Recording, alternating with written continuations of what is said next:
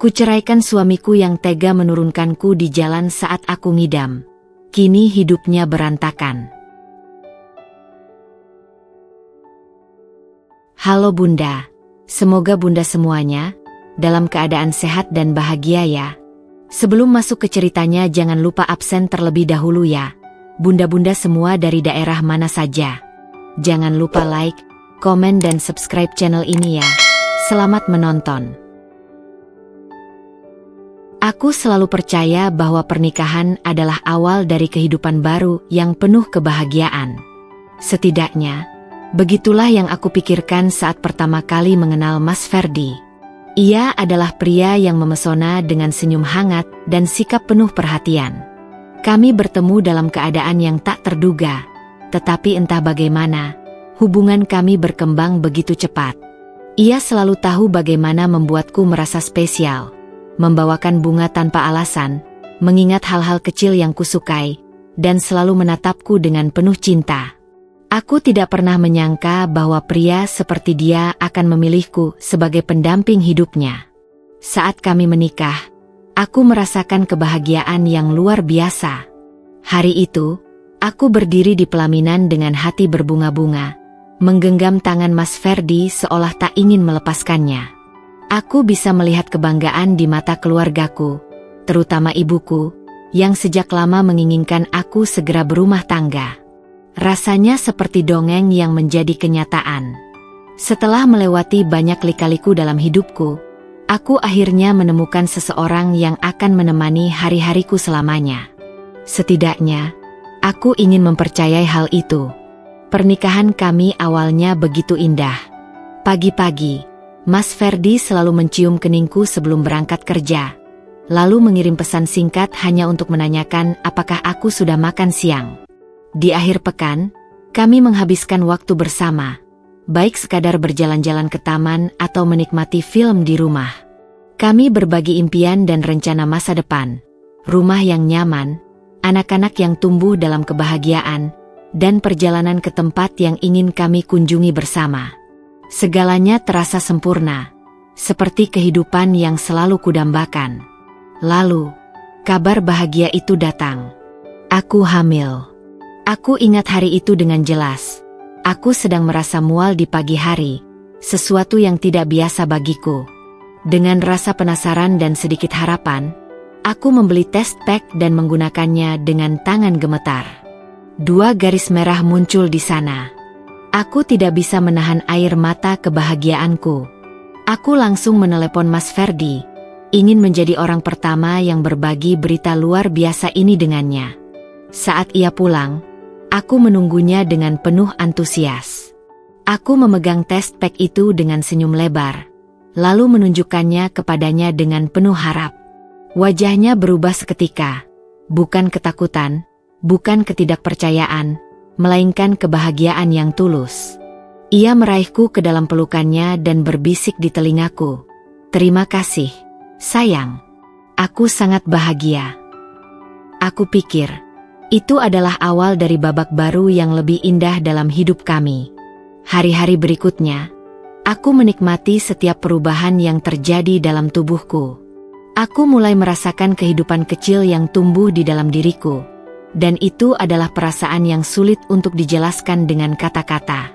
Aku sering duduk di sofa, mengelus perutku dengan penuh kasih, berbicara pada bayiku meskipun ia belum bisa mendengar dengan jelas.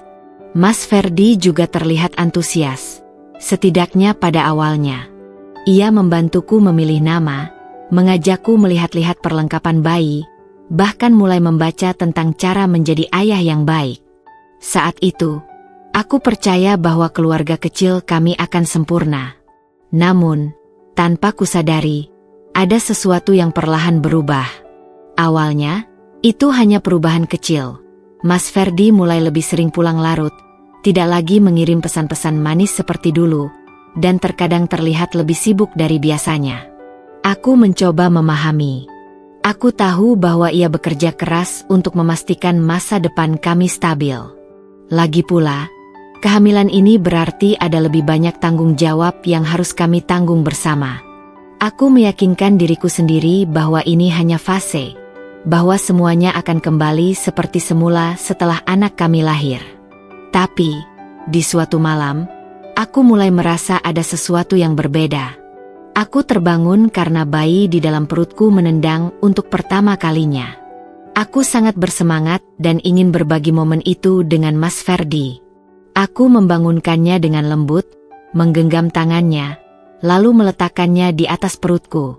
"Mas, coba rasakan," bisikku dengan penuh harap. Namun, yang kudapatkan hanya gumaman lelah darinya. Ia menarik tangannya kembali dan berbalik, lalu berkata dengan suara mengantuk, "Nanti aja, ya, Din. Mas capek banget." Aku terdiam. Rasanya seperti ada sesuatu yang menghantam hatiku. Aku mencoba mengabaikannya, meyakinkan diri bahwa ia hanya lelah. Tapi, malam itu adalah pertama kalinya aku benar-benar merasa sendirian dalam pernikahan ini. Aku masih tersenyum, masih mencoba memahami, tapi di dalam hati, ada kekosongan yang mulai tumbuh perlahan. Aku tidak tahu bahwa ini hanya awal dari perjalanan emosional yang panjang, perjalanan yang akan mengubah hidupku selamanya. Awalnya, aku mencoba mengabaikan semua tanda-tanda kecil yang muncul dalam pernikahanku. Aku selalu percaya bahwa setiap pasangan pasti mengalami masa-masa sulit, dan mungkin ini hanya fase yang harus kami lewati. Tapi seiring waktu, aku mulai menyadari bahwa ada sesuatu yang berubah dalam hubungan kami, sesuatu yang tak bisa lagi kupungkiri. Mas Ferdi semakin sibuk, atau setidaknya itulah alasan yang selalu ia katakan setiap kali aku mengeluh tentang betapa jarangnya kami menghabiskan waktu bersama. Dulu, ia selalu menyempatkan diri untuk pulang tepat waktu, membawa makanan favoritku atau sekadar duduk bersamaku di ruang tamu sambil menonton acara kesukaanku. Namun kini, ia lebih sering pulang larut malam, dengan ekspresi lelah dan kata-kata singkat yang seolah hanya formalitas. "Aku harus lembur, sayang. Banyak proyek besar yang harus kuselesaikan," katanya suatu malam ketika aku memintanya untuk makan malam bersama. Aku hanya mengangguk, mencoba tersenyum meskipun hatiku terasa kosong. Aku ingin mempercayainya, ingin meyakinkan diriku sendiri bahwa semua ini demi masa depan kami. Namun, semakin hari aku semakin sulit menepis perasaan aneh yang menyelinap di hatiku. Salah satu hal yang paling menyakitkan adalah betapa sulitnya aku mendapatkan perhatiannya. Aku sering mencoba mengajaknya berbicara tentang kehamilanku, tentang bagaimana bayi kami mulai bergerak lebih aktif, atau sekadar berbagi perasaan dan kegelisahanku sebagai calon ibu. Tapi Mas Ferdi selalu tampak tergesa-gesa, seolah-olah ada hal lain yang lebih penting daripada mendengar cerita istrinya yang tengah mengandung anaknya. Suatu hari, aku meneleponnya saat ia masih di kantor. Aku hanya ingin mendengar suaranya, ingin merasakan sedikit saja kehangatan yang dulu selalu ia berikan dengan mudah. Tapi yang kudapat hanyalah suara datar dan singkat. "Iya, Din, ada apa?" Aku menggigit bibirku, mencoba menahan air mata. "Aku cuma ingin bicara. Aku tadi ke dokter kandungan dan..." "Aku sibuk, Din. Bisa nanti aja," potongnya cepat. Aku terdiam. Aku bisa merasakan betapa enggannya ia berbicara denganku, seolah-olah aku hanya gangguan kecil dalam hidupnya yang sibuk. Aku ingin marah, ingin protes, ingin menanyakan kenapa ia berubah begitu drastis. Tapi aku hanya menelan kekecewaanku dalam diam. Semakin hari, aku mulai merasa bahwa aku bukan lagi bagian penting dalam hidupnya. Ia jarang bertanya tentang kehamilanku, jarang menemaniku ke dokter, dan bahkan mulai tidur lebih sering di ruang kerja daripada di kamar kami. Aku mencoba membujuknya, mengajaknya untuk lebih terlibat, tapi setiap kali aku mengungkapkan keinginanku, ia selalu punya alasan. "Mas capek, Din. Bisa nggak kamu jangan terlalu banyak menuntut?" Kata-katanya itu seperti belati yang menusuk hatiku. Aku tidak merasa bahwa aku menuntut banyak. Aku hanya ingin sedikit perhatian, sedikit kasih sayang, sedikit bukti bahwa ia masih peduli. Tapi entah kenapa, Setiap kali aku mencoba mendekatinya, ia semakin menjauh. Puncaknya terjadi di suatu malam ketika aku duduk sendirian di kamar, memegang ponselku dengan ragu. Aku ingin mengirim pesan kepadanya, ingin menanyakan kapan ia akan pulang. Tapi sebelum aku bisa mengetik, tiba-tiba ponselku berbunyi. Sebuah pesan masuk dari Mas Ferdi. Jangan tunggu aku malam ini. Ada kerjaan dadakan. Tidur duluan aja. Aku menatap layar ponselku lama-lama, merasa ada sesuatu yang aneh. Ini bukan pertama kalinya ia memberitahuku bahwa ia harus bekerja lembur. Tapi entah kenapa kali ini rasanya berbeda. Aku merasa ada sesuatu yang tidak beres. Sesuatu yang lebih dari sekadar pekerjaan. Aku mencoba berpikir positif. Mungkin ia benar-benar sibuk. Mungkin ia benar-benar bekerja keras demi keluarga kami. Tapi bagian kecil dalam hatiku berbisik bahwa ada sesuatu yang salah. Aku mulai memperhatikan hal-hal yang sebelumnya tidak pernah kupikirkan. Bau parfum yang tidak biasa menempel di bajunya. Cara ia dengan cepat menjauhkan ponselnya setiap kali aku mendekat. Perubahan sikapnya yang semakin dingin dan jauh. Malam itu, aku tidur dengan perasaan gelisah. Aku mencoba menenangkan diriku, mencoba berpikir bahwa ini semua hanya kecemasanku yang berlebihan. Tapi jauh di dalam hati, aku tahu bahwa ada sesuatu yang sedang terjadi, sesuatu yang mungkin akan mengubah hidupku selamanya. Hari-hari berlalu dengan perasaan cemas yang semakin menyesakkan dada. Aku mulai merasa seperti orang asing dalam rumah tanggaku sendiri. Dulu, setiap sudut rumah ini dipenuhi dengan tawa dan percakapan hangat antara aku dan Mas Ferdi. Sekarang, dinding-dindingnya terasa sunyi, seolah menunggu sesuatu untuk pecah. Aku masih berusaha menutup mata terhadap perubahan yang terjadi dalam pernikahanku. Aku masih mencoba bersikap seperti biasanya. Menyiapkan sarapan untuk Mas Ferdi meskipun ia jarang menyentuhnya, menyambutnya dengan senyuman meskipun ia hanya membalas dengan anggukan kecil, dan berpura-pura bahwa aku baik-baik saja meskipun hatiku terasa seperti diremas setiap kali ia memilih menghabiskan waktu di luar rumah. Suatu sore, di perjalanan pulang dari dokter kandungan, aku memberanikan diri untuk mengajaknya keluar bersama. Aku hanya ingin merasakan sedikit kehangatan, sedikit kebersamaan seperti dulu. Mas, hari ini aku kepingin banget makan pizza. Bisa nggak kita mampir sebentar sebelum pulang? Tanyaku dengan nada penuh harap saat ia baru pulang kerja. Aku bisa melihat keraguan di matanya. Ia menatap jam tangannya, lalu menghela napas. Dinda, Mas ada kerjaan. Kayaknya nggak bisa. Deh, jawabnya dengan nada yang hampir tanpa ekspresi. Aku menatapnya dengan kecewa. Cuma sebentar, Mas. Aku benar-benar ingin makan pizza. Lagi ngidam, kataku, berharap ia akan mengalah kali ini. Alih-alih setuju, ia malah tampak kesal. Kenapa harus sekarang, sih? Nggak bisa nanti aja.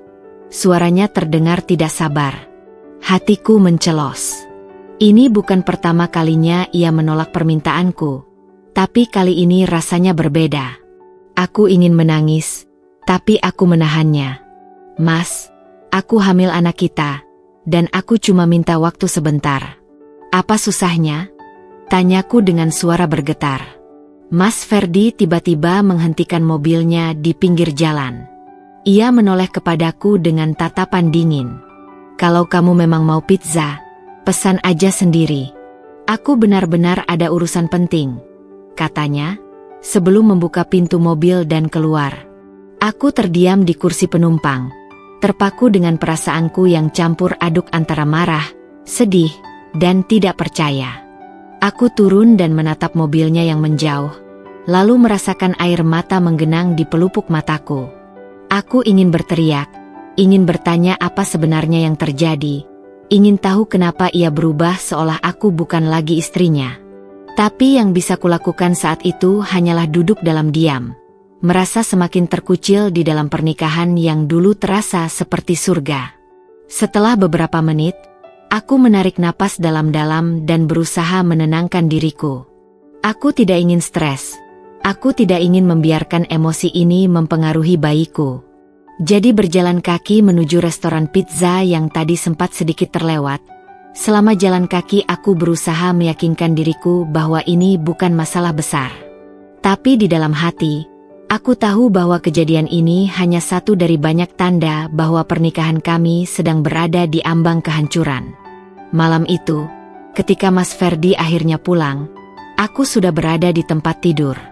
Aku tidak ingin berbicara dengannya, tidak ingin menatapnya, karena aku tahu bahwa jika aku melakukannya, aku akan menangis. Aku berpura-pura tidur, berharap ia akan menyentuhku, berharap ia akan membangunkanku dan meminta maaf. Tapi yang kudengar hanyalah suara langkahnya yang menuju ke kamar mandi, lalu ke ruang kerja, seperti biasa. Aku membuka mataku dalam kegelapan, menatap langit-langit dengan dada yang terasa sesak. Aku tidak tahu berapa lama lagi aku bisa bertahan seperti ini. Tidak tahu apakah masih ada yang bisa diselamatkan dari pernikahan kami. Yang ku tahu hanyalah bahwa aku semakin merasa sendirian, meskipun aku masih memiliki bayiku di dalam perutku. Dan di dalam hati, aku mulai takut.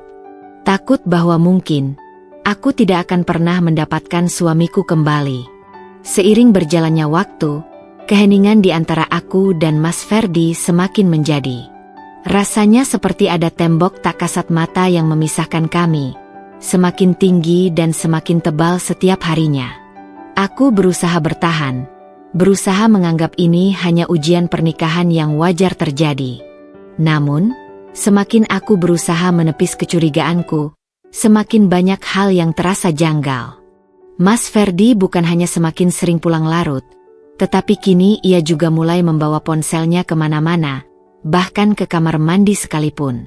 Aku bukan tipe istri yang gemar mengutak-atik ponsel suami, tetapi perubahan sikapnya membuatku sulit untuk tidak mencurigai sesuatu.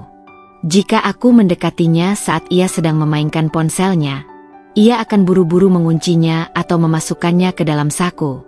Jika aku bertanya siapa yang menelepon atau mengirim pesan, ia hanya menjawab singkat, "Kerjaan," tanpa pernah memberikan penjelasan lebih lanjut.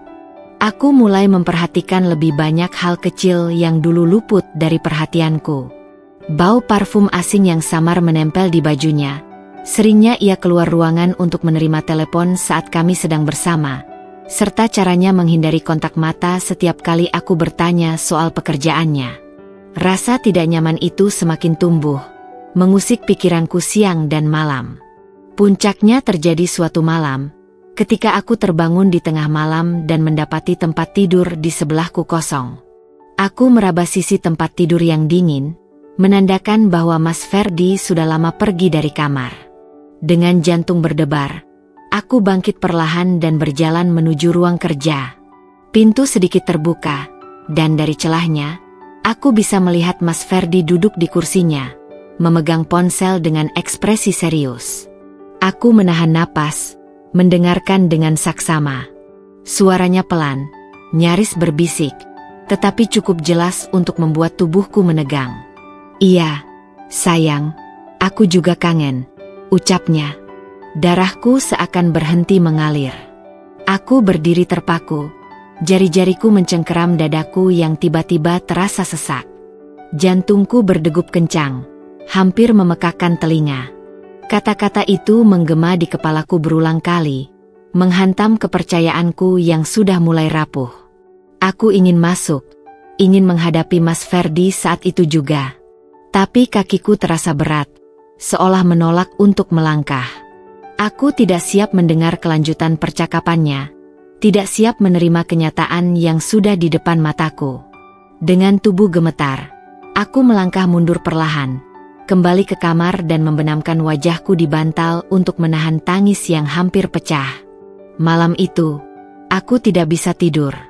Aku menatap langit-langit kamar dengan mata yang terus berkaca-kaca. Aku ingin menyangkal apa yang kudengar, ingin percaya bahwa mungkin aku hanya salah paham. Tapi naluriku mengatakan sebaliknya. Ada seseorang di luar sana yang telah mencuri perhatian suamiku. Seseorang yang kini mengisi ruang dalam hatinya yang dulu hanya milikku. Keesokan paginya, Aku mencoba bersikap seperti biasa. Aku tidak ingin gegabah, tidak ingin membuat kesimpulan sebelum memiliki bukti yang kuat. Tapi perasaanku sudah tidak bisa dibohongi. Setiap kali aku menatap Mas Ferdi, aku hanya melihat seorang pria yang telah berubah. Seorang pria yang tidak lagi memperlakukan aku sebagai istrinya, melainkan sebagai seseorang yang harus dihindari. Saat sarapan, aku mencoba memancingnya dengan pertanyaan sederhana. "Mas, tadi malam kerja sampai larut lagi, ya?" Tanyaku, pura-pura tidak tahu. Ia mengangguk sambil menyeruput kopi. "Iya, banyak laporan yang harus diselesaikan," jawabnya tanpa melihat ke arahku. Aku mengamatinya dengan saksama. Tidak ada ekspresi bersalah, tidak ada kegelisahan. Ia tampak begitu tenang, seolah tidak ada yang perlu dikhawatirkan. Aku tersenyum kecil, meskipun di dalam hati aku menangis. Aku tahu saat itu juga bahwa Mas Ferdi telah menjadi ahli dalam menyembunyikan rahasianya. Dan aku harus mencari cara untuk mengungkapnya, sebelum semuanya terlambat. Sejak malam itu, aku merasa seperti hidup dalam bayang-bayang ketidakpastian. Setiap pagi, aku terbangun dengan hati yang berat, mencoba bersikap biasa di depan Mas Ferdi, meskipun di dalam dada ini ada bara curiga yang membakar perlahan. Aku ingin percaya bahwa semua ini hanya dugaanku yang berlebihan, tetapi tanda-tanda yang kutemukan terlalu banyak untuk diabaikan. Setiap hari, aku mengamati gerak-geriknya dengan lebih saksama. Aku mulai memperhatikan betapa seringnya ia mengecek ponselnya dengan ekspresi serius, bagaimana ia buru-buru menjauh setiap kali ada panggilan masuk, dan betapa canggungnya ia saat aku mendekat. Aku tidak bisa mengabaikan naluriku yang terus berbisik bahwa ada sesuatu yang salah dalam pernikahan kami. Suatu sore, aku memberanikan diri untuk mengutak-atik ponselnya saat ia sedang mandi. Aku tahu ini salah. Aku tahu aku seharusnya tidak melakukan ini. Tapi aku butuh jawaban. Aku butuh kepastian. Dengan tangan gemetar, aku mengambil ponsel yang ia tinggalkan di atas meja.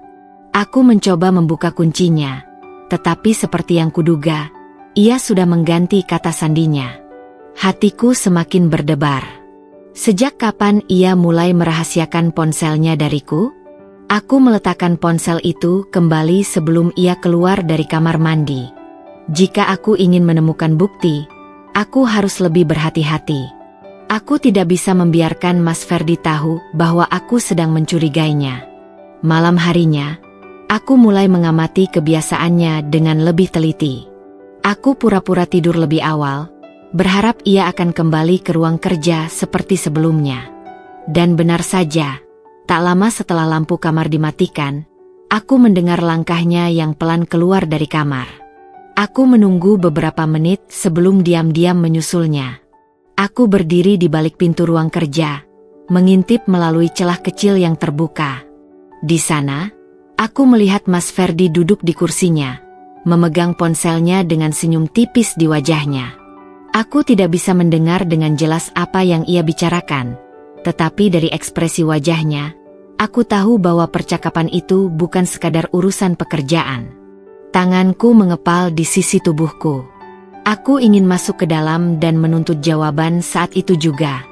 Aku ingin menanyakan siapa yang telah mencuri perhatiannya, siapa yang telah membuatnya berubah menjadi pria yang bahkan tidak bisa menatap istrinya sendiri dengan jujur. Tapi aku menahan diri. Aku butuh bukti yang lebih kuat. Aku tidak bisa hanya mengandalkan firasat dan sepenggal percakapan yang tidak jelas. Keesokan harinya, aku memutuskan untuk mengambil langkah yang lebih berani. Aku meminta bantuan sahabatku, Rina, seseorang yang selalu bisa kuandalkan dalam situasi sulit. Aku menceritakan semuanya padanya, dari perubahan sikap Mas Ferdi, panggilan-panggilan misterius, hingga ponsel yang tiba-tiba dikunci. Aku nggak mau asal nuduh, Rin. Tapi aku benar-benar merasa ada sesuatu yang nggak beres, kataku dengan suara lemah. Rina menghela napas panjang. Din, firasat seorang istri itu jarang salah. Kalau kamu merasa ada yang aneh, berarti memang ada sesuatu yang disembunyikan. Kita harus cari tahu, katanya tegas. Aku mengangguk. Meskipun di dalam hati aku merasa ngeri dengan apa yang mungkin akan kutemukan. Aku tidak siap menghadapi kenyataan jika memang dugaanku benar. Aku tidak siap kehilangan pernikahanku. Sore itu, dengan dorongan dari Rina, aku memutuskan untuk mencoba satu cara lain. Menghubungi nomor yang sering menelepon Mas Ferdi. Aku sudah menghafalnya di luar kepala karena sering muncul di layar ponsel Mas Ferdi setiap kali ia menerima panggilan dan buru-buru pergi. Dengan jantung berdebar, aku mengetikkan nomor itu di ponselku dan menekan tombol panggil. Nada sambung berbunyi, dan beberapa detik kemudian, suara seorang wanita menyambut dari seberang. "Halo." Aku menelan ludah. Suaranya lembut, tetapi ada sesuatu dalam nada suaranya yang membuat hatiku mencelos. Aku berusaha menguasai diriku sebelum akhirnya berkata, "Halo, ini siapa, ya?" Wanita itu terdiam sejenak sebelum menjawab, "Maaf, ini siapa?" Aku menutup telepon dengan cepat. Dadaku naik turun dengan napas yang tidak beraturan. Aku tidak tahu harus merasa lega atau semakin curiga.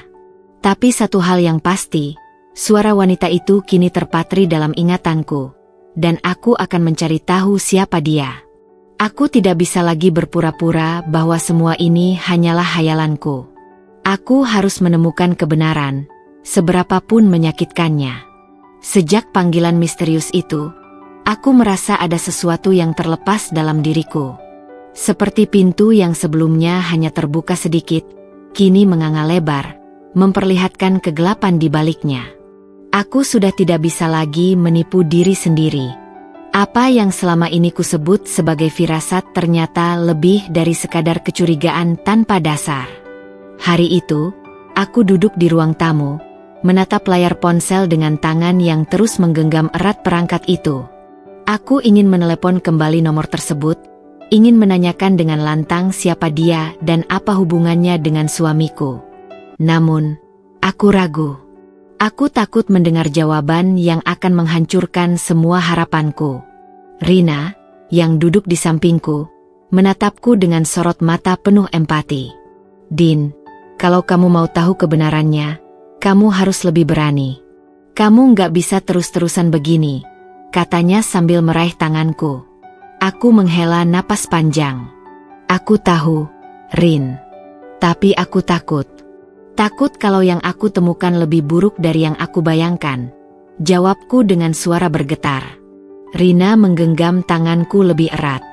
"Lebih baik tahu sekarang daripada kamu hidup dalam kebohongan selamanya." Kata-katanya menamparku. Aku tahu dia benar. Tidak ada gunanya aku menutup mata dan berpura-pura semuanya baik-baik saja. Jika Mas Ferdi benar-benar telah mengkhianatiku, aku harus menghadapi kenyataan itu, seberapapun perihnya. Aku memutuskan untuk mengamati Mas Ferdi lebih cermat lagi.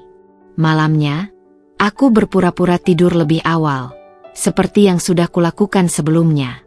Aku menunggu dalam kegelapan, mendengarkan setiap suara, setiap gerakan yang ia buat. Keesokan harinya, aku memutuskan untuk mengikuti Mas Ferdi diam-diam. Aku tahu kebiasaannya, tahu jam berapa ia biasanya keluar dari kantor dengan alasan lembur. Jadi, dengan hati-hati, aku menyusun rencana. Saat sore menjelang, aku menelepon Rina dan memintanya untuk menemaniku. "Aku butuh bantuanmu, Rin. Aku mau lihat sendiri kemana Mas Ferdi pergi setelah kerja," kataku dengan suara yang dipenuhi tekad. Rina tidak ragu. "Oke, aku jemput kamu sekarang."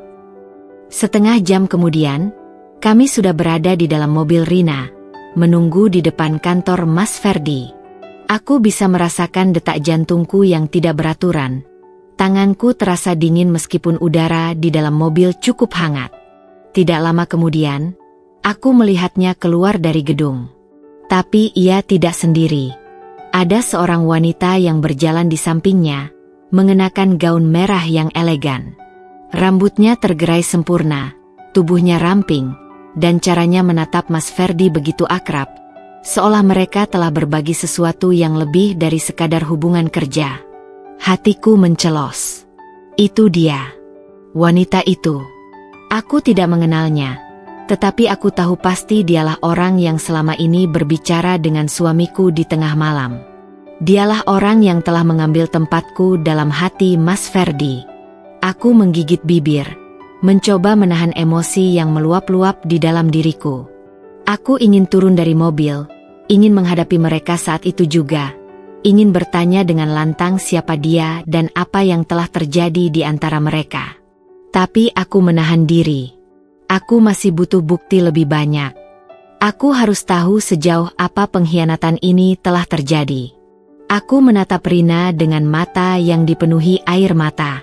Kita ikuti mereka, bisikku. Rina mengangguk tanpa ragu, dan dengan hati-hati, ia mulai mengikuti mobil Mas Ferdi yang melaju pelan menuju pusat kota. Aku tidak tahu apa yang akan kutemukan malam ini. Tapi satu hal yang pasti, aku siap untuk mengetahui kebenaran, seberapapun pahitnya. Mobil Rina terus melaju dalam keheningan yang menyesakkan. Aku duduk di kursi penumpang dengan napas yang tersengal. Tanganku mencengkeram pinggiran kursi seolah itu satu-satunya yang bisa menahanku agar tidak hancur saat itu juga. Dadaku terasa sesak. Perasaan di dalamnya seperti ombak besar yang terus menghantam, membawa berbagai macam emosi, marah, sedih, kecewa, dan ketakutan. Rina menoleh sekilas ke arahku sebelum kembali fokus ke jalan. Din, kalau kamu nggak kuat, kita bisa berhenti di sini. Kamu nggak harus lihat ini, katanya dengan nada khawatir. Aku menggeleng cepat. Aku harus tahu, Rin. Aku harus lihat dengan mataku sendiri. Suaraku bergetar. Tetapi tekadku sudah bulat. Aku tidak bisa mundur sekarang. Kami terus mengikuti mobil Mas Ferdi yang melaju dengan kecepatan stabil menuju pusat kota. Aku melihatnya berhenti di depan sebuah restoran mewah dengan lampu-lampu temaram yang menggantung elegan di langit-langitnya. Dari dalam mobil, aku menyaksikan Mas Ferdi turun dengan santai, lalu membuka pintu untuk wanita itu, gestur yang dulu sering ia lakukan untukku. Hatiku mencelos. Wanita itu tersenyum padanya, dan tanpa ragu, ia menggandeng tangan Mas Ferdi saat mereka berjalan masuk ke dalam restoran. Aku memejamkan mata sejenak, mencoba menelan rasa sakit yang semakin membesar di dalam dadaku. Semua yang selama ini kutakutkan kini menjadi kenyataan yang tak bisa lagi kupungkiri. Rina menepuk tanganku dengan lembut. Kita masuk, tanyanya hati-hati. Aku membuka mata, menatap restoran itu dengan penuh kebencian. Iya, aku mau dengar sendiri apa yang mereka bicarakan. Dengan langkah yang terasa berat, aku turun dari mobil, mencoba mengendalikan gemetar di tubuhku. Rasanya seperti berjalan menuju tiang gantungan, tetapi aku tahu ini sesuatu yang harus kulakukan. Aku tidak bisa terus hidup dalam kebohongan. Saat kami masuk ke dalam restoran, aroma makanan mewah langsung menyerbu penciumanku, tetapi aku tidak bisa merasakan apapun selain rasa sakit yang menyesakan. Mataku langsung mencari-cari sosok Mas Ferdi, dan akhirnya menemukannya di sudut ruangan, duduk di meja dekat jendela dengan wanita itu. Mereka terlihat nyaman, berbicara dengan begitu akrab. Mas Ferdi bahkan tertawa kecil. Sesuatu yang sudah lama sekali tidak kulihat darinya. Aku mengerjap, mencoba menahan air mata yang mulai menggenang. Aku ingin berteriak, ingin menghampirinya dan menuntut penjelasan, tetapi kakiku terasa terpaku ke lantai.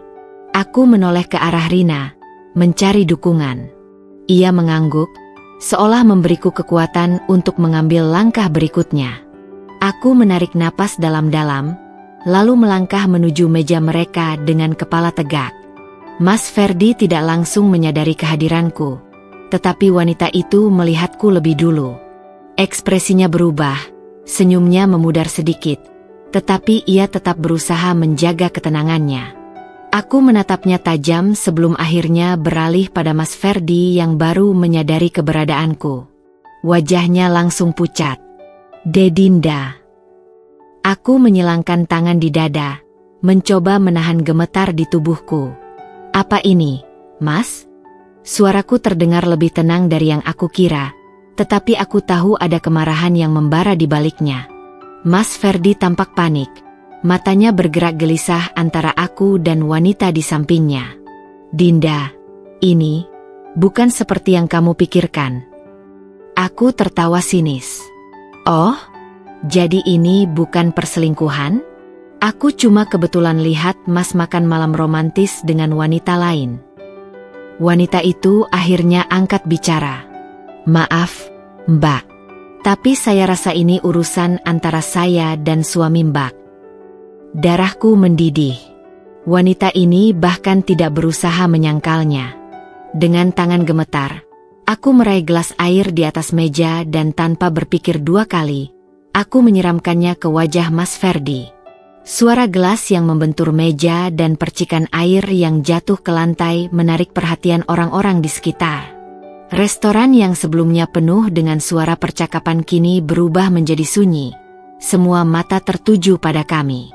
Mas Ferdi terdiam, air mengalir dari wajahnya, tetapi ia tidak mengatakan apa-apa. Ia hanya menatapku dengan ekspresi campuran antara kaget dan rasa bersalah. Aku mendekat, menatap matanya dengan penuh kebencian.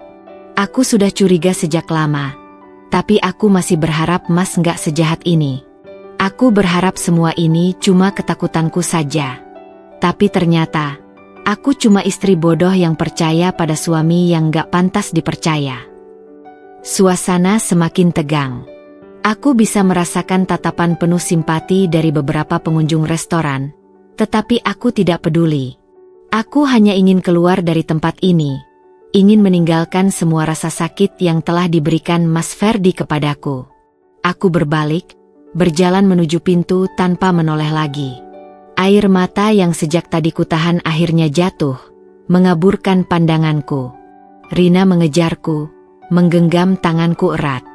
"Kamu nggak sendirian, Din," bisiknya. Aku mengangguk, meskipun hatiku terasa hancur. Aku tahu, malam ini aku kehilangan seseorang yang dulu kucintai.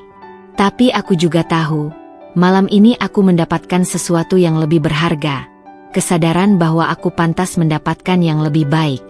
Aku duduk di dalam mobil Rina dengan tangan gemetar dan napas yang masih tersengal. Restoran tempat aku baru saja mengonfrontasi Mas Ferdi semakin menjauh di belakang kami. Tetapi rasa sakitnya masih tertinggal begitu nyata di dalam hatiku. Pikiranku berputar liar, memutar ulang kejadian tadi berulang kali seperti film yang dipaksa untuk terus diputar tanpa bisa dihentikan. Wajah Mas Ferdi yang pucat, ekspresi terkejutnya, dan tatapan puas dari perempuan itu. Amel, nama yang selama ini hanya kutemukan dalam panggilan mencurigakan, kini nyata di depan mataku. Aku tidak tahu harus merasa apa. Marah? Sedih?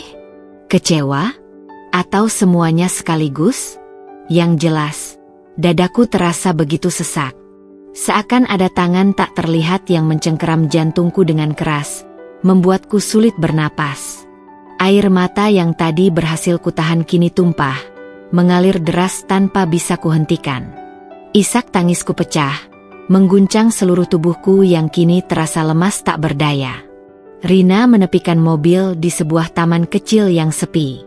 Ia menoleh ke arahku, matanya penuh dengan keprihatinan. "Din, nggak apa-apa, nangis aja. Jangan ditahan." Aku menggeleng pelan, mencoba menarik napas dalam-dalam, meskipun dadaku masih terasa berat.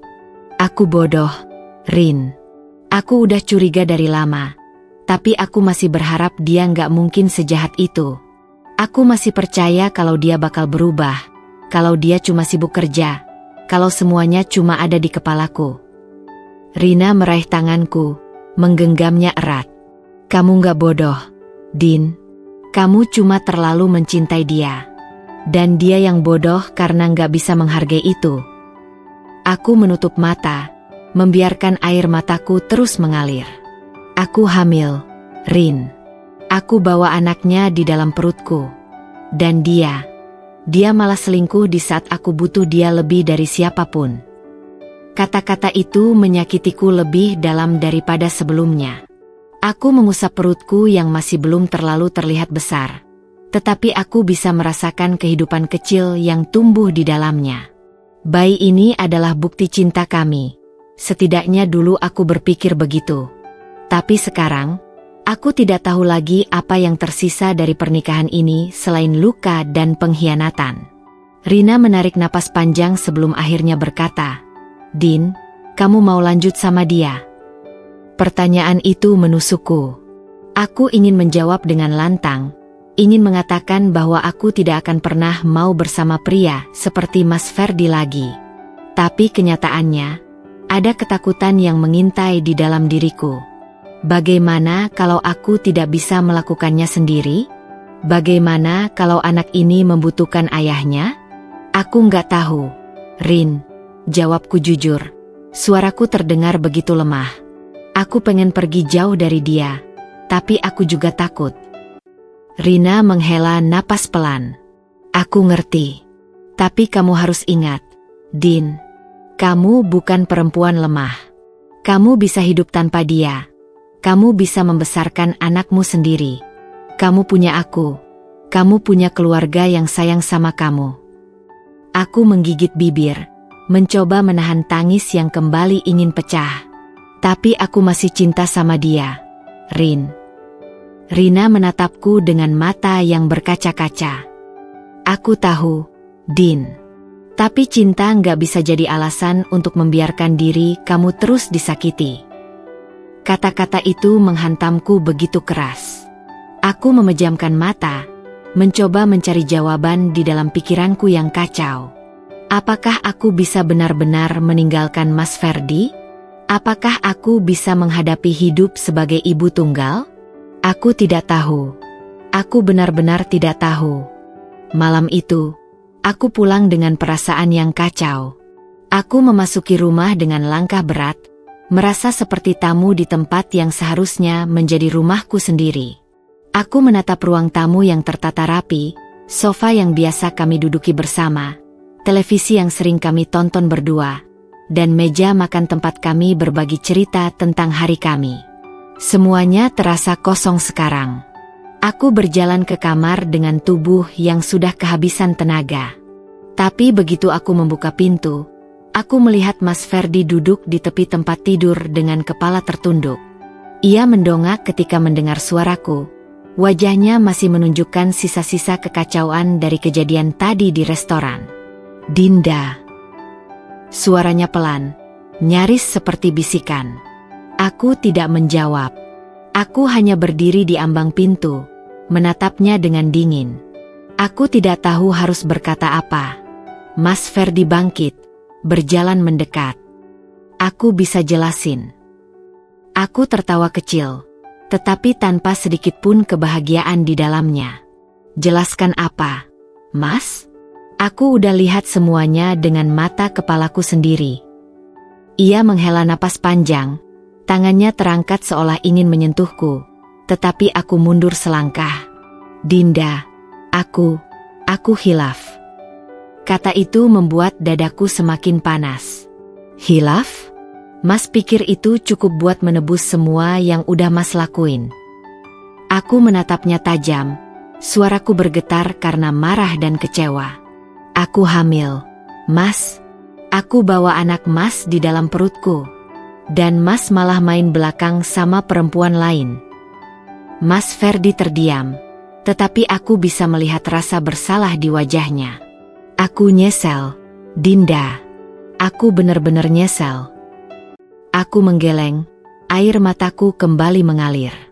Nyesel? Kalau aku nggak tahu, Mas bakal terus ngelakuin ini, kan? Mas nggak nyesel karena udah selingkuh. Mas cuma nyesel karena aku tahu. Hening. Aku bisa melihat bagaimana wajahnya berubah, seolah kata-kataku telah menamparnya begitu keras. Tapi aku tidak peduli. Aku udah capek, Mas, kataku akhirnya. Aku udah capek nangis, udah capek berharap, udah capek terus nunggu Mas berubah. Aku nggak bisa lagi. Mas Ferdi mencoba mendekat lagi, tetapi aku mundur lebih jauh. Aku butuh waktu, Mas. Aku nggak tahu apa yang harus aku lakuin sekarang. Tapi yang jelas, aku nggak bisa lihat wajah Mas untuk sementara. Ia ingin berkata sesuatu, tetapi akhirnya hanya mengangguk pelan. Aku ngerti. Aku bakal kasih kamu waktu. Aku berbalik, berjalan ke arah lemari, mengambil selimut dan bantal, lalu melemparkannya ke arahnya. Tidur di sofa. Tanpa menunggu jawabannya, aku masuk ke kamar mandi dan mengunci pintunya. Begitu aku sendirian, aku membiarkan tubuhku merosot ke lantai, membiarkan semua tangis yang kutahan sejak tadi pecah sepenuhnya. Aku tidak tahu apa yang akan terjadi besok. Aku tidak tahu apakah aku bisa melewati ini. Tapi satu hal yang pasti, tidak ada lagi kepercayaan yang tersisa di dalam hatiku untuk Mas Ferdi. Hari-hari setelah aku mengonfrontasi Mas Ferdi terasa seperti berjalan di atas pecahan kaca. Setiap langkah yang kuambil terasa menyakitkan, membuat kakiku terluka sedikit demi sedikit. Rumah ini, yang dulu terasa seperti tempat perlindungan, kini terasa dingin dan asing. Aku hampir tidak pernah berbicara dengan Mas Ferdi sejak malam itu. Aku lebih sering mengunci diri di dalam kamar, membiarkan waktu berlalu tanpa arti. Aku masih di sini, tapi rasanya seperti aku sudah pergi jauh. Mas Ferdi tetap tinggal di rumah, meskipun aku tidak pernah mengizinkannya tidur di kamar kami lagi.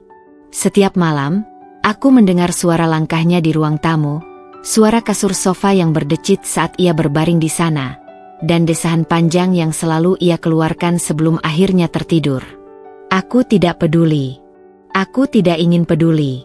Tapi tetap saja, hatiku terasa sesak setiap kali menyadari bahwa aku masih berbagi atap dengan pria yang mengkhianatiku. Setiap hari, aku terjebak dalam pusaran emosi yang tak berkesudahan. Kadang aku ingin menangis seharian, membiarkan semua sakit ini keluar tanpa sisa. Kadang aku ingin berteriak, melampiaskan semua kemarahan yang terus berkecamuk di dadaku. Tapi lebih sering, aku hanya duduk diam, menatap kosong keluar jendela, bertanya-tanya bagaimana aku bisa sampai ke titik ini. Aku mengelus perutku yang kini mulai membesar, mencoba mencari kenyamanan dari kehidupan kecil yang tumbuh di dalamnya. Maaf ya, Nak, bisikku pelan, suaraku bergetar. Mama nggak tahu harus bagaimana sekarang. Mama nggak tahu harus tetap bertahan atau pergi. Seakan mengerti kegelisahanku, bayi di dalam perutku menendang pelan. Aku tersenyum kecil, meskipun air mataku masih mengalir. Setidaknya, aku masih punya alasan untuk bertahan. Siang itu, Rina datang ke rumahku dengan wajah penuh kekhawatiran. Ia membawa sekotak makanan dan menyerahkannya padaku begitu masuk ke dalam rumah. "Kamu udah makan, Din?" tanyanya sambil menatapku lekat-lekat. Aku menggeleng pelan. Sejujurnya, aku kehilangan nafsu makan sejak kejadian di restoran itu. Rasanya setiap kali aku mencoba makan, makanan itu berubah menjadi gumpalan tak berasa yang susah kutelan. Rina mendesah, lalu menarik tanganku ke meja makan. "Makan dulu, Din. Kamu harus tetap kuat buat bayi kamu." Aku menatapnya sejenak sebelum akhirnya mengangguk dan mulai menyuapkan makanan ke mulutku. Rina duduk di seberangku, menatapku dengan mata penuh simpati. "Kamu nggak bisa terus kayak gini, Din. Kamu harus ambil keputusan." Aku mengunyah pelan, berpikir. "Aku tahu, Rin, gumamku lemah. Tapi aku masih bingung. Aku masih takut." "Takut apa?" Aku menelan ludah, merasakan kepahitan di tenggorokanku. Takut sendirian. Takut aku nggak bisa membesarkan anak ini sendiri. Takut aku salah mengambil keputusan. Rina mengulurkan tangannya, menggenggam jemariku erat. "Dinda, kamu nggak sendirian. Aku ada di sini. Keluarga kamu ada. Kamu punya banyak orang yang peduli sama kamu. Jangan biarin rasa takut bikin kamu bertahan dalam hubungan yang udah nggak sehat." Aku menunduk, menatap tanganku yang bergetar di atas meja. Kata-kata Rina benar. Aku tahu itu. Tapi tetap saja, mengambil langkah pertama untuk pergi dari pernikahan ini terasa begitu sulit. Saat aku masih terjebak dalam pikiranku sendiri, suara pintu depan yang terbuka mengagetkanku. Mas Ferdi masuk, membawa tas kerja dan melepaskan dasinya dengan ekspresi kelelahan. Namun, begitu ia melihat Rina, wajahnya berubah menjadi lebih kaku. "Ada apa, Rina?" tanyanya dengan nada yang sedikit defensif. Rina menyilangkan tangan di dadanya, jelas tidak terintimidasi. "Aku datang buat nemenin Dinda. Ada masalah." Aku bisa melihat rahang Mas Ferdi mengeras, tetapi ia tidak berkata apa-apa. Ia hanya meletakkan tasnya di meja dan berjalan menuju kamar mandi tanpa melihatku sedikitpun. Rina mendengus. "Lihat, dia bahkan gak berusaha buat bicara sama kamu, Din." Aku terdiam. Ya, Mas Ferdi memang tidak lagi mencoba membicarakan apapun denganku sejak malam itu. Aku tidak tahu apakah ia benar-benar menyesal atau hanya memilih menghindari konfrontasi. Tapi yang jelas, jarak di antara kami semakin melebar setiap harinya. Aku menarik napas panjang. "Aku butuh waktu, Rin." Rina menghela napas, tetapi akhirnya mengangguk. "Baiklah, tapi jangan kelamaan, Din. Kamu harus pikirin diri kamu sendiri juga." Aku mengangguk pelan. Meskipun jauh di dalam hati, aku masih belum tahu bagaimana cara mengambil keputusan ini. Malam itu, aku duduk di kamar dengan lampu remang-remang, mencoba mengatur pikiranku yang masih berantakan. Aku mendengar suara langkah Mas Ferdi di luar kamar, lalu suara kasur sofa yang berdecit ketika ia merebahkan tubuhnya di sana. Aku menatap langit-langit, pikiranku melayang. Sampai kapan aku akan seperti ini? Sampai kapan aku akan terjebak dalam hubungan yang sudah rusak ini? Aku tahu aku tidak bisa terus begini. Aku tahu aku harus mengambil keputusan. Tapi kenapa rasanya begitu sulit? Aku memejamkan mata, membiarkan air mataku mengalir lagi. Untuk kesekian kalinya, aku merasa begitu hancur, begitu kehilangan arah. Aku tahu aku harus kuat. Aku tahu aku harus bangkit. Tapi malam ini, aku hanya ingin tenggelam dalam kesedihanku untuk terakhir kalinya. Sebelum akhirnya aku bisa menemukan keberanian untuk melepaskan semuanya. Malam itu, aku duduk di tepi ranjang, menatap bayangan diriku sendiri di cermin. Wajahku tampak lebih tirus dari sebelumnya. Kantung mataku menghitam akibat kurang tidur, dan kulitku pucat karena kehilangan nafsu makan. Aku hampir tidak mengenali diriku sendiri. Aku merasa seperti bayangan dari wanita yang dulu, seseorang yang penuh harapan dan percaya bahwa cinta bisa menyelesaikan segalanya. Aku mengelus perutku yang semakin membesar. Kehidupan kecil di dalam sana bergerak, seolah mencoba mengingatkanku bahwa aku tidak sendirian. Aku menutup mata, membiarkan tanganku tetap di atas perutku, merasakan detak kehidupan yang tumbuh dalam diriku. "Apa yang harus Mama lakukan, Nak?" bisikku.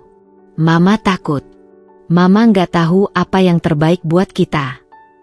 Aku menarik napas dalam-dalam. Aku sudah lelah menangis setiap malam, sudah lelah menunggu keajaiban yang tidak akan datang. Mas Ferdi tidak berubah.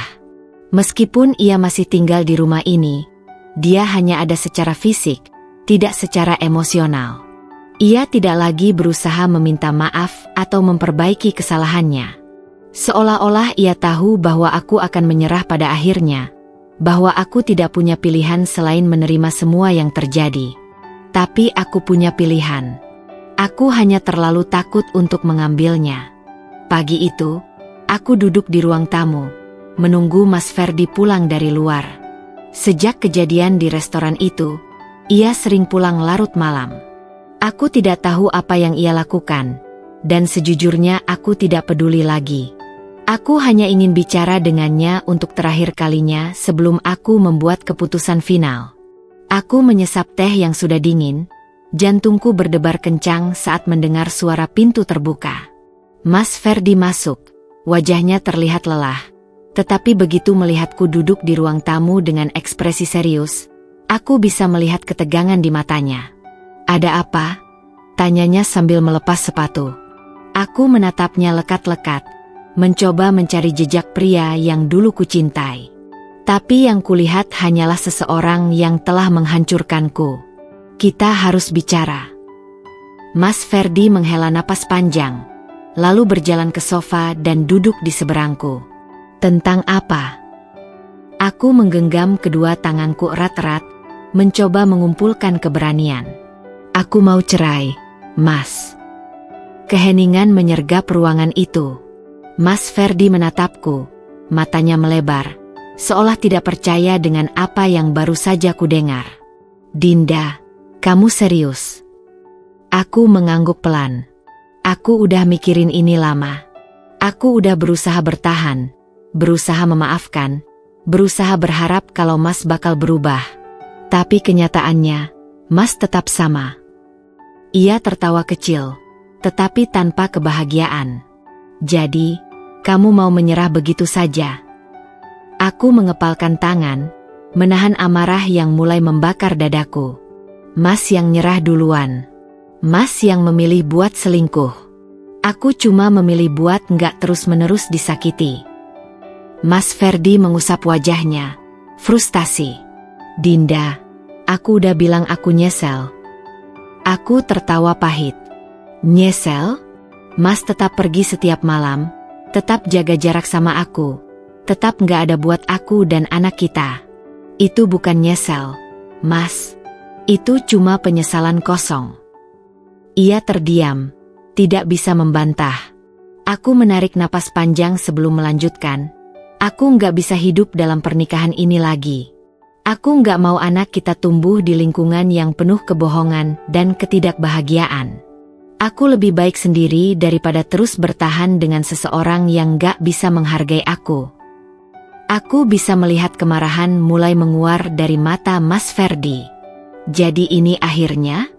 Kamu mau jadi ibu tunggal? Kamu pikir itu gampang?" Aku menatapnya tajam. "Nggak ada yang bilang ini gampang. Tapi aku lebih memilih berjuang sendiri daripada terus berharap pada seseorang yang nggak bisa setia." Mas Ferdi berdiri, menendang meja kecil di depannya hingga hampir terbalik. "Kamu nggak tahu apa yang kamu lakukan, Dinda." Suaranya meninggi. "Kamu nggak bisa hidup tanpa aku." Aku ikut berdiri, suaraku tetap tenang meskipun tanganku bergetar. "Lihat aku, Mas. Aku masih di sini. Aku masih berdiri.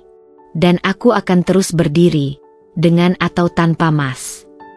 Dia terdiam, rahangnya mengeras, matanya penuh kemarahan. Tapi aku tidak takut lagi. Aku sudah melepaskan semua ketakutanku bersamanya. Aku berbalik dan berjalan ke kamar, meninggalkannya sendirian di ruang tamu. Aku sudah mengambil keputusan. Dan kali ini, tidak ada yang bisa mengubahnya. Malam itu, aku duduk di tempat tidur, menatap berkas perceraian yang sudah kupersiapkan sejak beberapa hari lalu. Aku akan mengajukannya besok. Tidak ada lagi jalan kembali. Aku mengusap perutku, merasakan gerakan kecil dari bayiku. "Kita akan baik-baik saja, Nak," bisikku. "Mama janji." Untuk pertama kalinya setelah sekian lama, aku merasa lega. Aku tahu akan ada banyak tantangan di depanku. Aku tahu ini tidak akan mudah. Tapi aku juga tahu bahwa aku layak mendapatkan kebahagiaan. Dan aku akan menemukannya, tanpa Mas Ferdi di sisiku.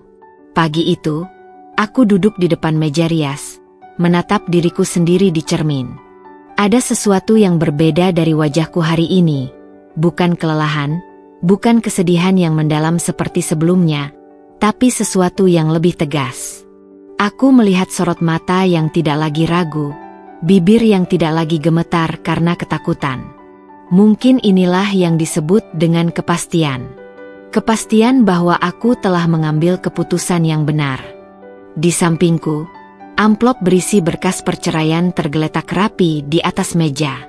Jari-jariku menyentuhnya pelan, merasakan tekstur kertas yang akan mengakhiri babak terburuk dalam hidupku. Selama ini, aku bertahan dengan harapan bahwa Mas Ferdi akan berubah, bahwa aku bisa menemukan kembali lelaki yang dulu kucintai.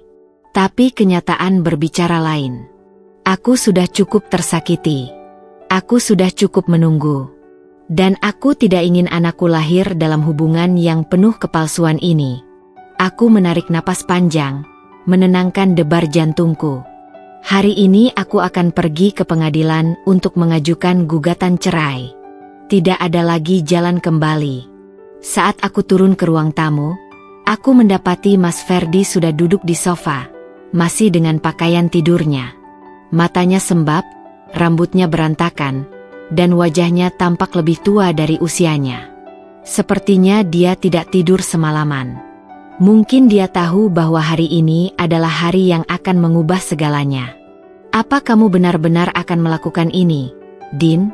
Suaranya terdengar serak, hampir seperti bisikan. Aku menatapnya sebentar sebelum akhirnya duduk di seberang sofa. Aku ingin melihatnya untuk terakhir kali sebagai suamiku sebelum aku benar-benar pergi. Aku sudah memikirkannya matang-matang. Mas, aku nggak bisa bertahan dalam hubungan ini lagi. Dia tertawa kecil, tapi tawanya dipenuhi kepahitan. Kamu benar-benar tega ya. Setelah semua yang kita lalui, kamu memilih untuk menyerah. Aku menggenggam tanganku di pangkuan, mencoba menahan emosi yang mulai membuncah. Mas yang nyerah duluan. Ingat, Mas yang memilih wanita lain, bukan aku. Tatapannya langsung berubah. Seketika aku bisa melihat kemarahan dalam matanya, seperti bara api yang hampir padam tetapi kembali tersulut. Aku sudah bilang aku nyesel, Din. Aku sudah berusaha memperbaiki semuanya. Aku menghela napas, mencoba tetap tenang. Mas hanya menyesal karena ketahuan. Kalau aku nggak menemukan pesan itu, kalau aku nggak melihat Mas dengan Amel di restoran malam itu, Mas pasti masih akan terus berbohong padaku. Aku nggak bisa hidup dengan seseorang yang nggak menghargai kepercayaanku, Mas. Dia menundukkan kepala, tangannya menggenggam rambutnya seolah sedang mencoba menahan sesuatu. Aku tahu kata-kataku menusuknya, tapi aku juga tahu ini adalah kebenaran yang harus dia hadapi. Siang itu, aku pergi ke kantor pengacara bersama Rina. Dia menemaniku, menggenggam tanganku erat saat aku menyerahkan berkas perceraian kepada pengacara yang sudah siap membantu proses ini. Kamu yakin dengan keputusan ini, Dinda? Tanya pengacaraku, seorang wanita parubaya yang tampak bijaksana. Aku menatapnya dalam-dalam sebelum mengangguk. Aku yakin. Dia tersenyum kecil. Baiklah, kami akan segera mengurus semuanya. Biasanya proses ini memakan waktu beberapa bulan, tergantung bagaimana reaksi pihak suami. Jika dia setuju, semuanya bisa selesai lebih cepat. Aku mengangguk lagi. Aku tahu ini akan menjadi perjalanan panjang, tapi aku siap. Saat kami keluar dari kantor pengacara, aku menghirup udara dalam-dalam. Rasanya beban di dadaku mulai sedikit berkurang. Untuk pertama kalinya setelah sekian lama, aku merasa seperti aku mengambil kendali atas hidupku sendiri. Rina menepuk bahuku. Kamu baik-baik aja. Aku tersenyum kecil. Aku akan baik-baik saja, Rin. Ketika aku pulang ke rumah sore itu, Mas Ferdi sudah tidak ada. Hanya ada tas kerjanya yang masih tergeletak di meja, menandakan bahwa dia mungkin pergi tanpa membawa apa-apa. Aku tidak tahu dia pergi kemana, dan untuk pertama kalinya, aku tidak peduli. Aku berjalan ke kamar, melepaskan tas dan mengganti pakaian dengan daster longgar yang lebih nyaman. Aku duduk di tepi tempat tidur, mengelus perutku dengan penuh kasih sayang. Kita memulai perjalanan baru. Nak, bisikku lembut. Mama nggak tahu bagaimana kehidupan kita ke depan, tapi Mama janji, kita akan baik-baik saja. Saat aku berbaring dan memejamkan mata, aku menyadari satu hal. Aku mungkin telah kehilangan seseorang, tapi aku telah mendapatkan sesuatu yang jauh lebih berharga, kebebasan. Dan itu adalah langkah pertama menuju hidup yang lebih baik. Malam itu, aku terbangun karena suara hujan deras yang mengguyur atap rumah. Kilatan petir sesekali menerangi kamar yang remang, memperlihatkan bayangan benda-benda di sekitarku. Aku menghela napas pelan, mencoba menenangkan hatiku yang terasa kosong. Meskipun aku telah mengambil keputusan untuk bercerai, luka yang ditinggalkan Mas Ferdi masih menganga. Aku meraba perutku yang semakin membesar, merasakan gerakan halus di dalamnya. "Maaf ya, nak," bisikku. "Mama nggak bisa kasih kamu keluarga yang utuh. Tapi Mama janji, kamu nggak akan kekurangan cinta." Aku menutup mata, berharap bisa tidur kembali. Tetapi pikiranku terus berputar, mengingat semua yang telah terjadi. Hubungan kami berawal dengan begitu indah, penuh impian dan harapan. Aku ingat bagaimana Mas Ferdi dulu selalu menggenggam tanganku erat saat berjalan, berbisik tentang masa depan yang akan kami bangun bersama. Tapi semua itu kini terasa seperti kebohongan belaka. Aku bertanya-tanya, kapan tepatnya dia berubah? Kapan dia mulai berbohong? Dan yang paling menyakitkan, apakah aku pernah benar-benar dicintai olehnya? Atau aku hanya sekadar pilihan sementara? Pagi harinya, aku memutuskan untuk pergi ke rumah Mama.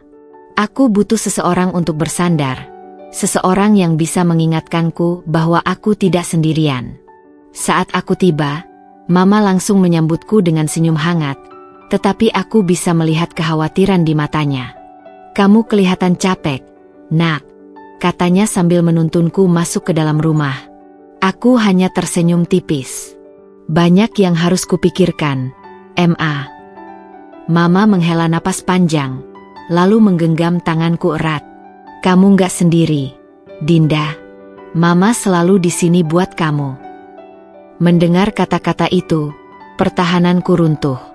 Aku memeluk Mama erat-erat, air mata yang kutahan sejak tadi akhirnya tumpah. "Aku capek, Ma. Aku capek berharap sama orang yang gak bisa setia."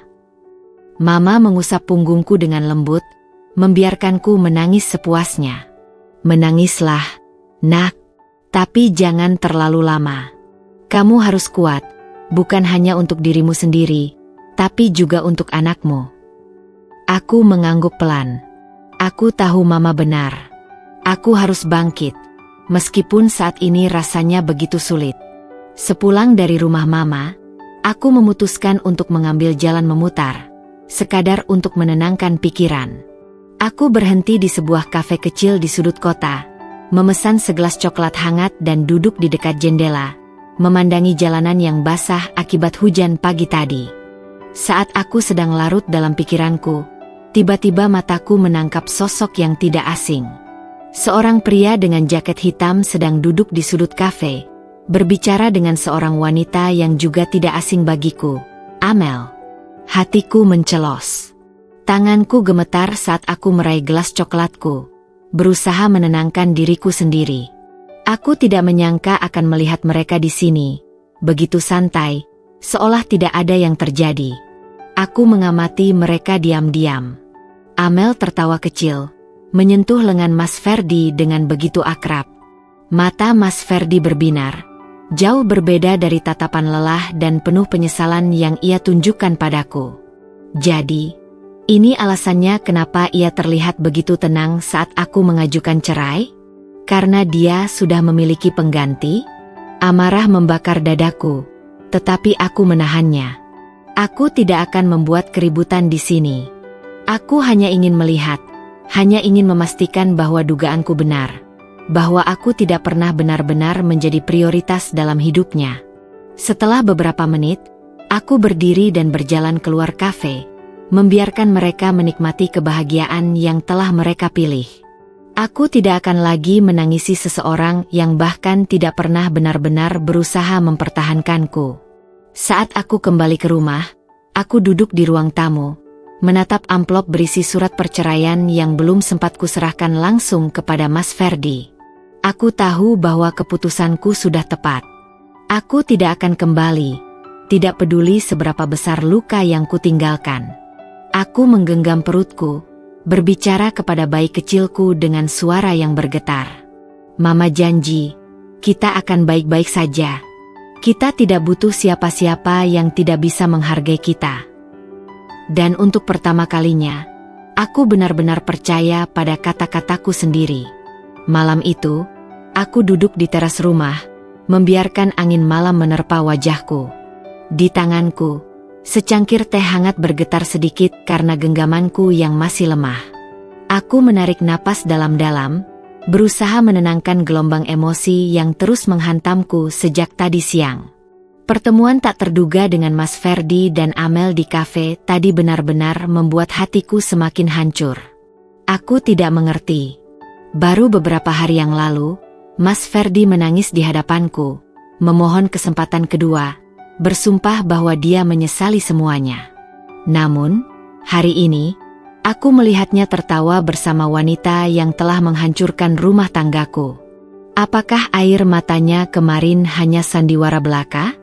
Atau apakah dia memang sudah terlalu terbiasa dengan kebohongan, hingga bahkan penyesalannya pun hanyalah dusta? Aku menatap langit, mencari jawaban yang mungkin tidak akan pernah kutemukan. Mungkin inilah salah satu bagian tersulit dari perpisahan, bukan hanya kehilangan seseorang, tapi juga menyadari bahwa selama ini aku telah mencintai seseorang yang bahkan tidak benar-benar aku kenal. Keesokan paginya, aku bangun dengan tekad yang sedikit lebih kuat. Aku tidak bisa terus terpuruk seperti ini. Aku harus mulai menjalani hidupku kembali. Aku berjalan ke depan cermin, menatap wajahku yang pucat dan mata yang masih sedikit sembab.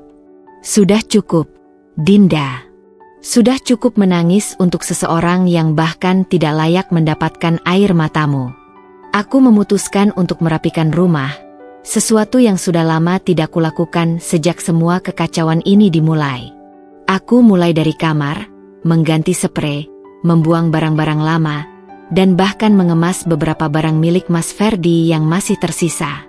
Setiap lipatan baju yang kumasukkan ke dalam kardus terasa seperti simbol dari hatiku yang perlahan-lahan mulai melepaskan. Saat aku merapikan laci meja rias, aku menemukan sebuah foto pernikahan kami. Dalam foto itu, aku tersenyum begitu lebar, sementara Mas Ferdi menatapku dengan penuh kebanggaan. Aku mengambil foto itu, menatapnya lama, sebelum akhirnya meremasnya dan memasukkannya ke dalam tempat sampah. Tidak ada gunanya menyimpan kenangan yang hanya akan membuatku kembali terjebak di masa lalu. Siang harinya, aku mengunjungi Rina di butik tempatnya bekerja. Begitu melihatku masuk, dia langsung menarikku ke dalam pelukannya. Aku dengar dari Mama kalau kamu lihat si brengsek itu sama pelakor di kafe, katanya dengan suara penuh kemarahan. Aku mengangguk, mencoba tersenyum. Iya, Rin. Aku lihat mereka. Dan aku rasa itu membuatku semakin yakin bahwa keputusanku sudah benar. Rina menatapku dalam-dalam, seakan mencari tanda-tanda apakah aku benar-benar baik-baik saja. Kamu yakin? Kamu nggak nyesel? Aku menarik napas panjang. Aku nggak akan bohong. Aku masih sakit hati. Tapi aku sadar satu hal, Rin. Aku terlalu berharga untuk terus-terusan mengemis cinta dari seseorang yang bahkan nggak menghargai aku. Rina tersenyum bangga. Itu baru Dinda yang aku kenal. Kami menghabiskan waktu siang itu dengan bercanda dan mengobrol. Sesuatu yang sudah lama tidak kulakukan. Untuk pertama kalinya setelah sekian lama, aku merasa sedikit lebih ringan. Aku menyadari bahwa aku masih punya orang-orang yang peduli padaku, bahwa hidupku tidak berhenti hanya karena satu orang menghancurkannya. Namun, kebahagiaanku tidak berlangsung lama. Malamnya, aku menerima telepon dari seseorang yang tidak kusangka, bos lama Mas Ferdi. Bu Dinda, maaf mengganggu. Saya ingin memberitahu bahwa Mas Ferdi hari ini dipecat dari kantor. Aku terdiam. Aku tidak tahu harus merasakan apa. Kenapa, Pak? Tanyaku akhirnya. Bosnya menghela napas.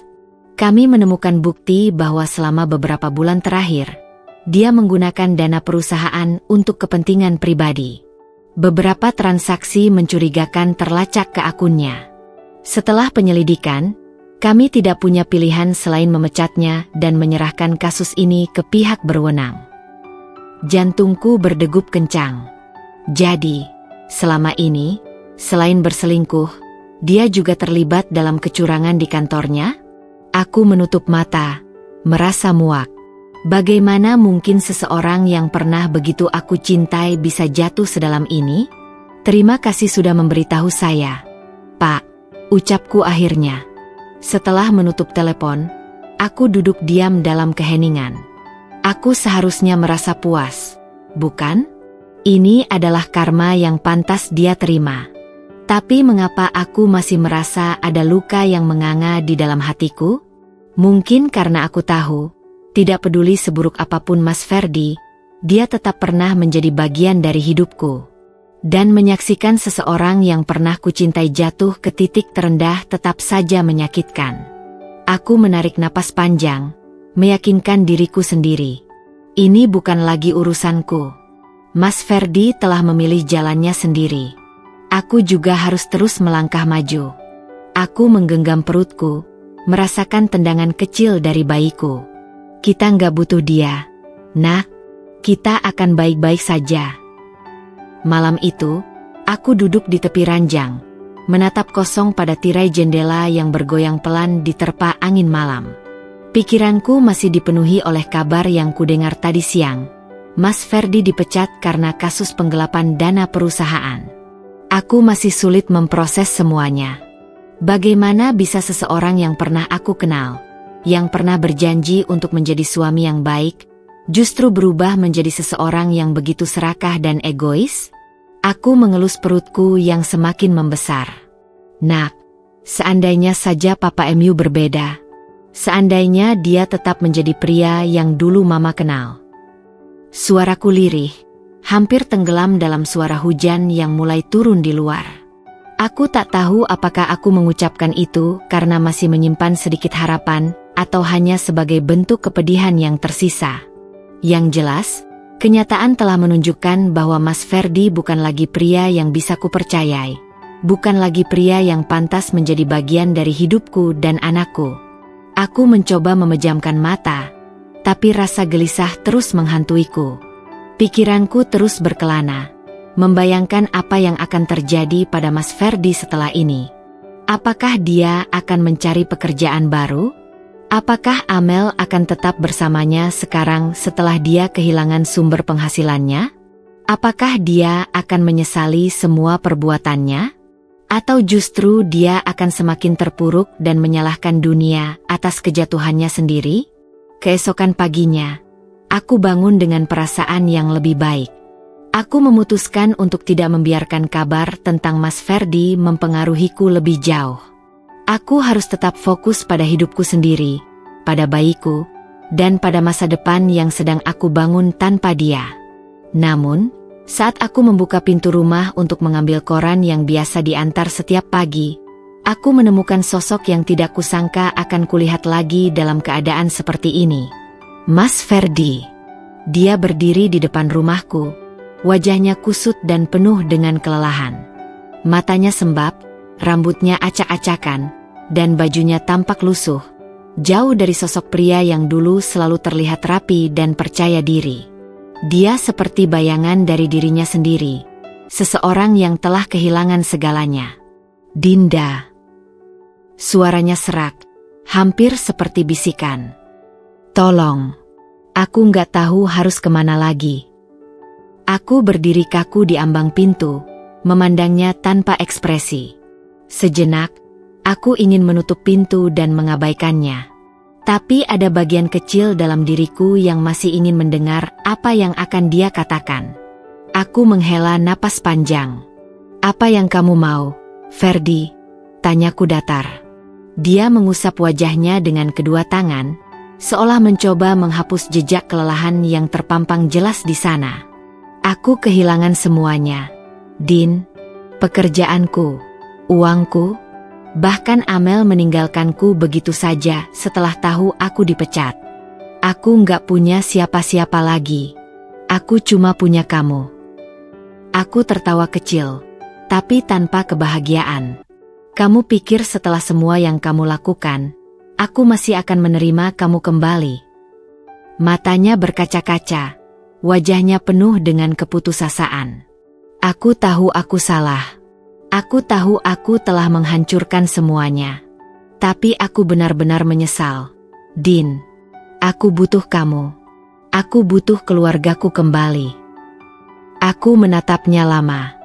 Jika ini beberapa bulan yang lalu, mungkin aku akan luluh. Mungkin aku akan membiarkan rasa kasihan mengalahkan logikaku. Tapi tidak lagi.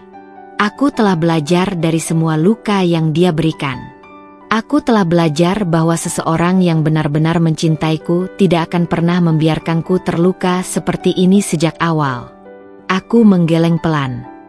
Tidak, Ferdi. Aku bukan tempat pelarianmu. Aku bukan seseorang yang bisa kamu manfaatkan ketika dunia tidak berpihak padamu. Aku menatap matanya dalam-dalam. Dan kamu salah satu orang yang paling tahu bahwa aku bukan pilihan cadangan. Dia jatuh berlutut di depan pintu, tangannya mengepal. Dinda, tolong.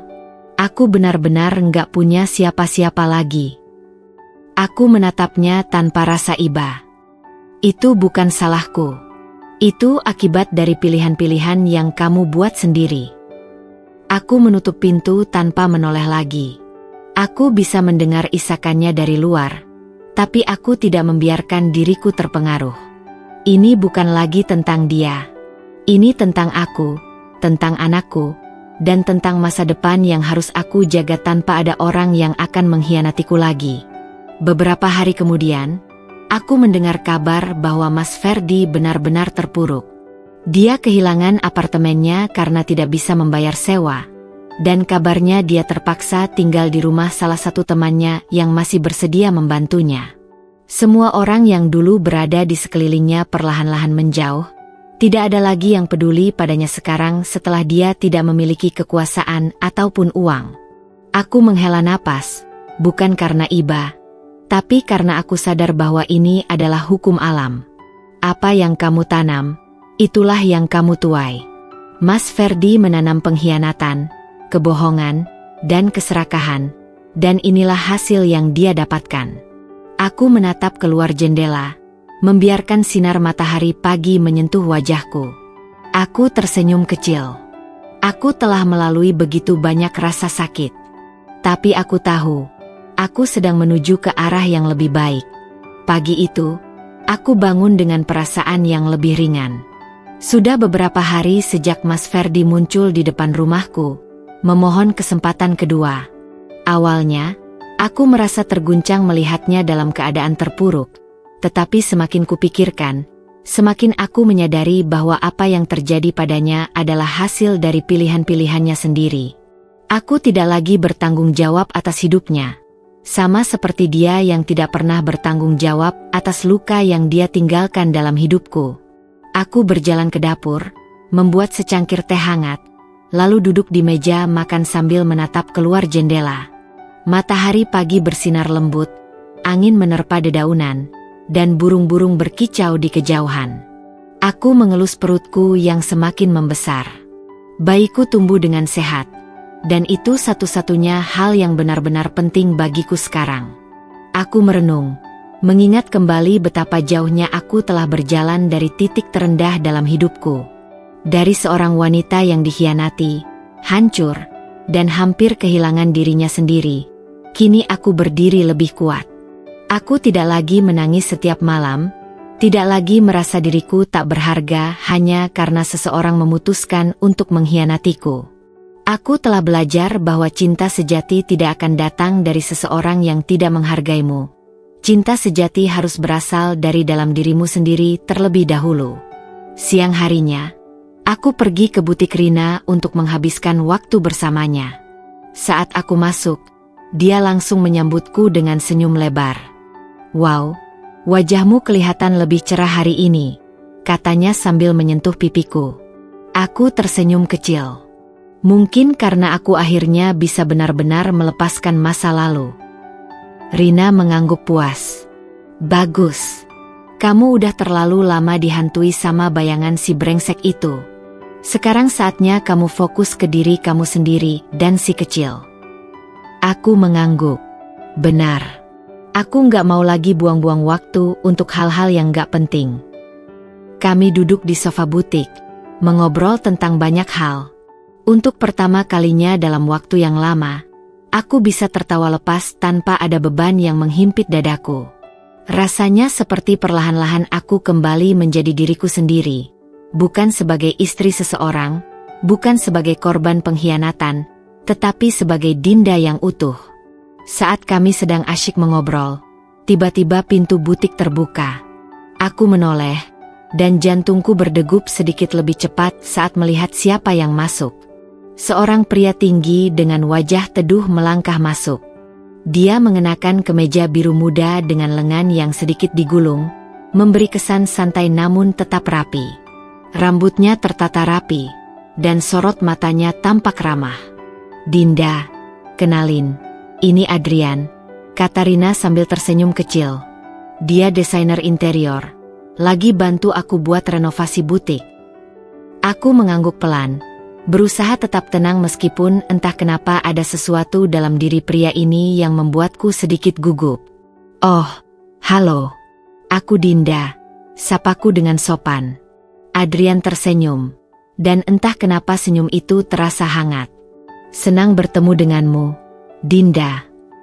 Aku tidak tahu apa yang akan terjadi di masa depan, dan aku tidak ingin terlalu jauh berpikir.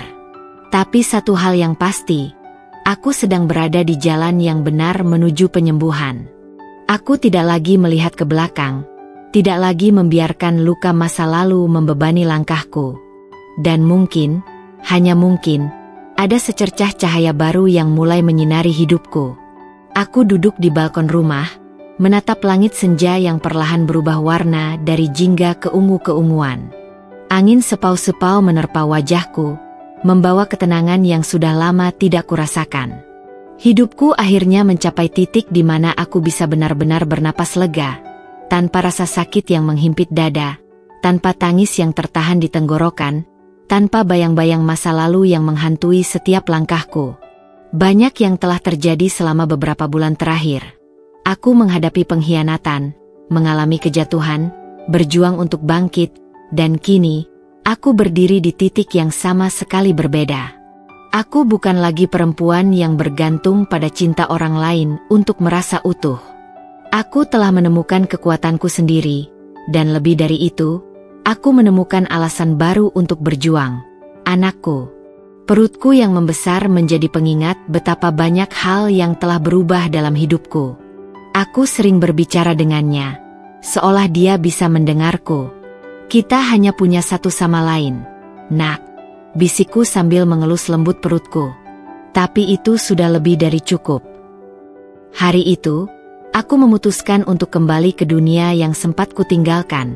Dunia desain yang selalu menjadi passionku. Aku mengunjungi sebuah galeri yang sedang mengadakan pameran karya desainer lokal, mencari inspirasi untuk proyek yang sedang ingin kukerjakan. Sejak berpisah dengan Mas Ferdi, aku tahu aku harus membangun kembali hidupku, dan salah satu caranya adalah dengan fokus pada karir yang selama ini selalu kusukai. Saat aku berjalan mengelilingi galeri, aku bertemu Adrian lagi. Sejak pertemuan pertama kami di butik Rina, aku beberapa kali bertemu dengannya, baik secara kebetulan maupun karena rekomendasi Rina untuk membantuku dengan beberapa proyek desain. Dinda, panggilnya ramah. Senang ketemu lagi. Aku tersenyum. Aku juga, Adrian. Apa kamu sering datang ke pameran seperti ini? Sering, katanya sambil mengamati lukisan di dekatnya. Aku suka melihat bagaimana orang lain menuangkan emosi mereka ke dalam karya seni. Kadang itu membuatku berpikir tentang kehidupan sendiri.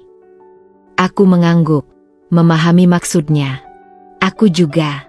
Seni selalu menjadi bentuk pelarian terbaik bagiku. Kami berbincang cukup lama, berbagi cerita tentang proyek yang sedang kami kerjakan, tentang impian dan harapan di masa depan. Rasanya menyenangkan bisa berbicara dengan seseorang tanpa rasa takut, tanpa bayangan pengkhianatan yang menghantui. Adrian adalah seseorang yang tenang, penuh perhatian, dan sepertinya memahami bahwa aku masih dalam proses penyembuhan. Dia tidak terburu-buru, tidak menekan, hanya ada di sana, sebagai teman yang bisa diajak berbagi. Dan mungkin, untuk saat ini, itu sudah lebih dari cukup. Beberapa minggu kemudian, aku melahirkan. Prosesnya tidak mudah, tetapi ketika aku mendengar tangisan pertamanya, semua rasa sakit dan perjuangan terasa sepadan. Aku menatap bayi mungil yang ada di pelukanku, matanya yang masih tertutup rapat, jemarinya yang kecil menggenggam jari telunjukku. Air mata mengalir tanpa bisa kutahan. "Selamat datang di dunia, sayang," bisikku. Saat itu, aku merasa lengkap.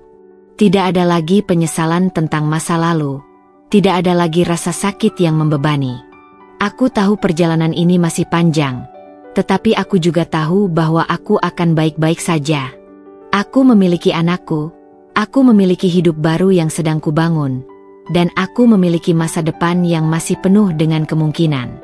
Dan untuk pertama kalinya dalam waktu yang lama, aku merasa benar-benar bahagia.